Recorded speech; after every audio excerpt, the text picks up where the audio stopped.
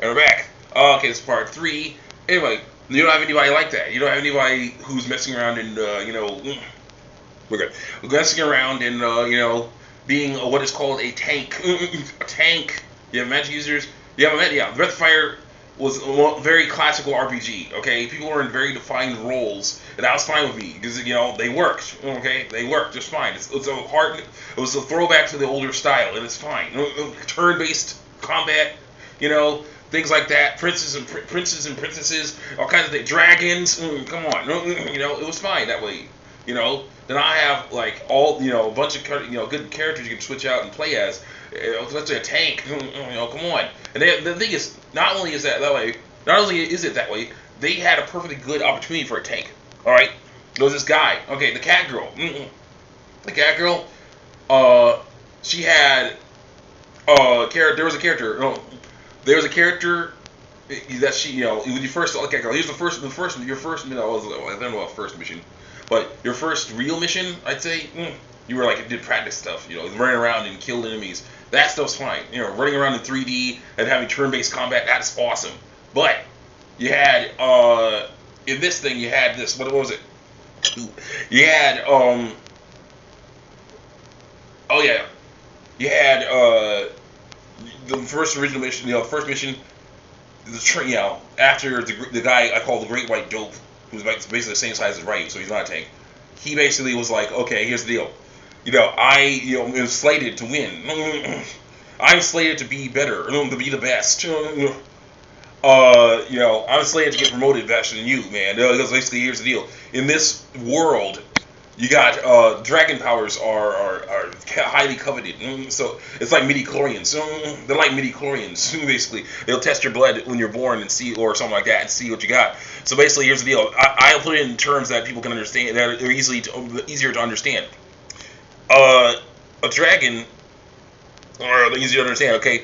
The Great White Dope character, with the guy with that fencing foil, okay, who later betrays you, he has a 1 in 64 chance of becoming a dragon, okay, according to his blood.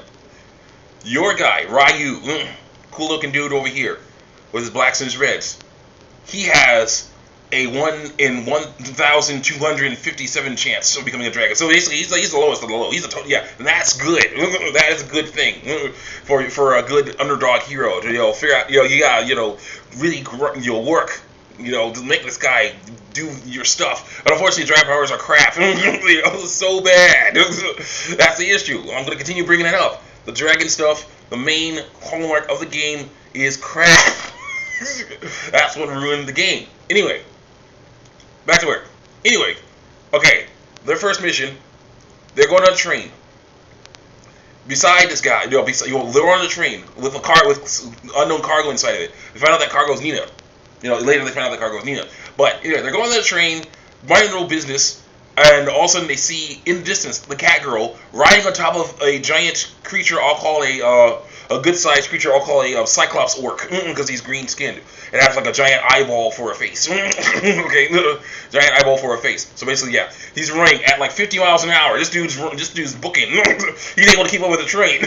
I would love to play as a guy like that. He's keeping up with the train, and you see him jump over all kinds of stuff, and being all agile and whatever, jumping over this stuff while this cat girl is sitting on his back, sitting on his shoulders. He's moving, not even tired, looking tired at all, and he's going. And then you see him disappear, to run off somewhere and disappear. It's like, okay, well, it's like whatever. Well, I don't know what that was about. Okay, well, keep your eyes peeled. All right. It's like, all right, yeah, cool. All of a sudden, some type of explosion, some type of ordnance hits the train. Some ordnance hits the train. Okay, it was from her. She had a bazooka. I think she has a gun or some crap, which is annoying. At least give us some more of a harken. At least give us a little more Momo in our cat girl. Anyway, so she that derails the train. You and the Great White Dope, you guys, derails the train. You crash, and when you wake up, you and the Great White Dope are separated. I'm sorry, yeah. Good. Well, you and the Great White Dope are separated. So you're like, oh, dude, so you get back up, you dust yourself off, you start walking around, you fight in a few battles as Ryu. You fight in a few battles, minor battles, and then a cutscene ensues. In this cutscene, you see Nina under protest.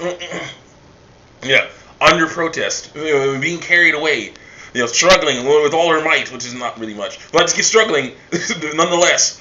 Being carried away by this same Cyclops orc. Okay, in a fit of heroic passion, Ryu then runs over and cuts the guy's arm off. Does a samurai thing where he goes past the guy with the sword. The guy's arm, cuts the guy's arm off. That frees Nina. She runs off and hides somewhere, and then your first boss battle begins. You fight this guy with only one arm, but he's still pretty powerful. So watch out. Okay, then you kill him. The cat girl says, "I'll get you for this," but then you save her life later, and I guess she says, "I guess I owe you one," or whatever, and you become friends eventually. Okay, here's the deal. What should have happened was that Ryu should have beat him in the battle. But then before he could deliver the final blow, the cat girl could have, jumped in the way and shielded this guy, shielded this dude. Be like, "No, please, he's the only family I ever know," or something like that. Say, "No, please, he's the only family I've ever known, please." So like that. So I'll see you next time.